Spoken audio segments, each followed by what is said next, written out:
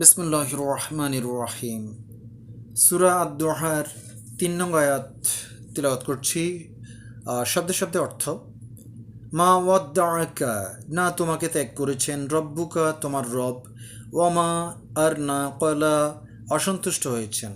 অর্থাৎ তোমার রব তোমাকে পরিত্যাগ করেননি এবং অসন্তুষ্টও হননি। ৪ নং আয়াত পড়ছি।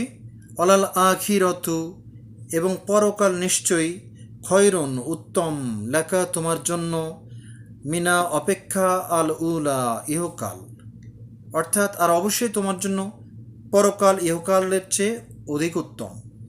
তো নবীজি সাল্লাল্লাহু আলাইহি ওয়াসাল্লামকে আল্লাহ তাআলা সান্ত্বনা দিচ্ছেন নবীজির জীবনে বিভিন্ন দুঃখ কষ্ট কাফিরদের পক্ষ থেকে যেগুলো পেয়েছেন, এবং মোমিনদের ক্ষেত্রেও ঠিক এরকম অনেক দুঃখ কষ্ট দুনিয়াতে আছে।